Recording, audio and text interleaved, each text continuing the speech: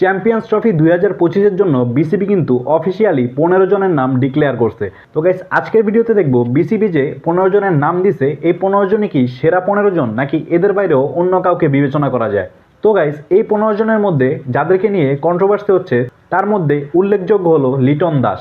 লিটন দাসকে কেন চ্যাম্পিয়ন্স ট্রফির স্কোয়াডে রাখা হয় নাই, তার এই সর্বশেষ 10 ওডিআই এর পারফরমেন্স যদি আপনারা দেখেন আপনারাই বুঝতে পারবেন। মূলত তার সর্বশেষ 10টা ওডিআইয়ের মধ্যে একটা 59 অ্যান্ড তার বেশিরভাগই সিঙ্গেল ডিজিটে তিনি আউট হয়েছেন। এছাড়াও অনেকেই বলতেছেন লিটন যদি বাদ যায় সেক্ষেত্রে কোন বেসিসে নাজমুল হোসেন শান্ত টিমে জায়গা পায়।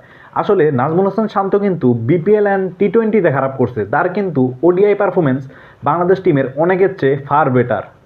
এবং আমার ব্যক্তিগত কিছু চয়েস আছে যেখানে আমি 3 জন প্লেয়ারের যারা কিনা এই বিসিবির এই 15 সদস্যের মধ্যে আছে, আমি এখানে কিছু চেঞ্জের কথা বলতে চাই। মূলত পারভেজ হোসেন ইমন একদমই তরুণ ভাই। আসলে আমরা যখন দেখছি বিগ স্টেজে যে খেলাগুলো হয় ওখানে কিন্তু অভিজ্ঞতার অনেকটাই প্রয়োজন। লাইক ওর জায়গাটায় আমি সাজেশন করতাম সোহান অথবা এনামুল হক বিজয়, এই দুজনের মধ্যে একজনকে নিলেও কিন্তু ফার বেটার হইতো আমার মতে।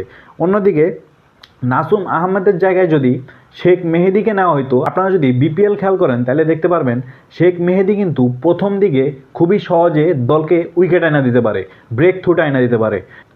অন্যদিকে নাসুম আহমেদ কিন্তু আমরা দেখেছি কিছু ম্যাচে ভালো পরিমাণ রান কনসিড করছে, যার কারণে আমার মনে হয় নাসুম থেকে শেখ মেহেদি বেটার অপশন ছিল।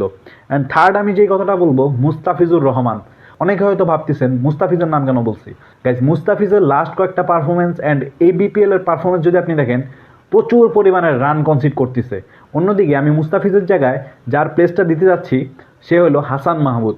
হাসান মাহমুদ কিন্তু বিপিএলে অসাধারণ বোলিং করতেছেন। লাইক পার ওভারেই তিনি ইকোনমিক্যাল বোলিং করতেছেন, 5 থেকে 6 রানের মতো কনসিড করতেছেন এবং ভালো ব্রেক থ্রু অ্যান্ড উইকেটও কিন্তু এনে দিতেছেন। তো এই ক্ষেত্রে দেখা যায় যে পারভেজ হোসেন ইমনের জায়গায় সোহান অ্যান্ড অথবা এনামুল হক বিজয়, নাসুমের জায়গায় শেখ মেহেদি, মুস্তাফিজের জায়গায় হাসান মাহমুদ।